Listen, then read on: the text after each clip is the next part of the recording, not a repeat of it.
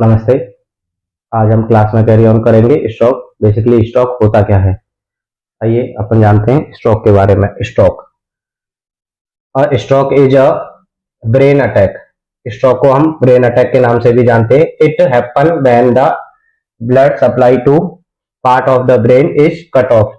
जब किसी पेशेंट में ब्लड सप्लाई कट ऑफ हो जाती है टूवर्ड द ब्रेन, तो उस कंडीशन को हम स्ट्रोक की कैटेगरी में रखते हैं, जिसकी वजह से क्या रहता है, किलिंग ब्रेन सेल। जिसकी वजह से क्या रहता है, ब्रेन में जो सेल्स होते हैं वो डाई होने लगते हैं।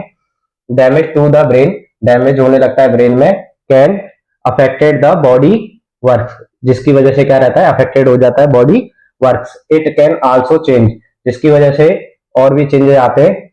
How do you think and feel, patient इसमें कैसा फील कर रहा है या फिर थिंकिंग की पावर डिक्रीज हो जाती है। Stroke symptom, learning the warning sign, कैसे हम पेशेंट में वार्निंग साइंस को लर्न करें।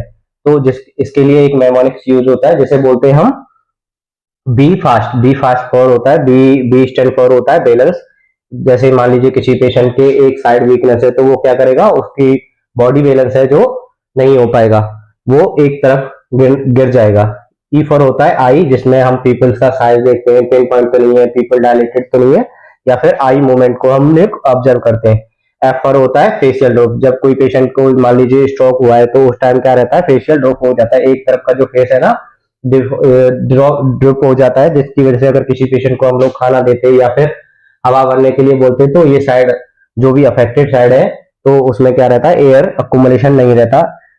ठीक है। ए फॉर होता है आर्म ड्रिफ्ट। अगर किसी पेशेंट को मान लीजिए कि आपका लेफ्ट हैंड में आपका पैरालिसिस वाला अटैक आया है या स्ट्रोक हुआ है, तो उसे ऐसे बैलेंस करने के लिए बोलेंगे, तो आपका लेफ्ट हैंड ड्रॉप कर जाएगा as compare to right hand.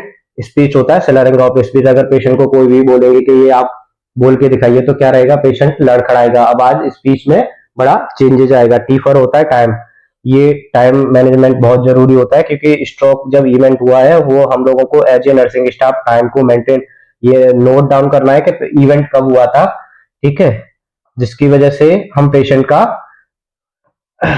सारा मैनेजमेंट करते हैं, क्योंकि स्ट्रोक में जो माना जाता है, जो विंडो पीरियड होता है, वो 4.5 घंटे का होता है। अगर हमने विंडो पीरियड में पेशेंट को थर्मोलाइज नहीं किया या ब्लड थिनर नहीं दिया, तो उस केस में क्या रहता है, परमानेंटली ब्रेन डैमेज हो जाता है।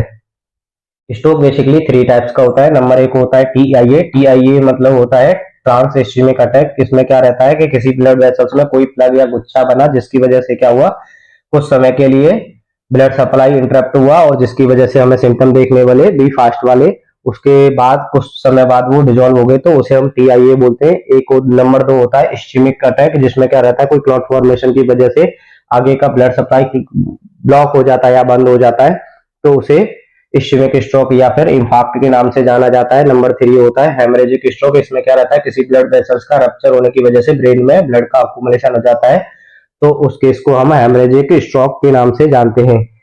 किसी भी पेशेंट में अगर हम लोग सस्पेक्ट कर रहे हैं स्ट्रोक, तो उसमें हमें प्राइमरी जो इन्वेस्टिगेशन कराना होता है, वो सीटी होता है, देन एमआरआई होता है, रूटीन इन्वेस्टिगेशन में ईसीजी होता है, सीबीसी, केएफटी, एनएफटी और पीटी। क्योंकि पीटी को हमें ब्लड क्लॉटिंग टाइम को देखना होता है, और एवीजी, कई बार हम लोग एवीजी कराते हैं किसी भी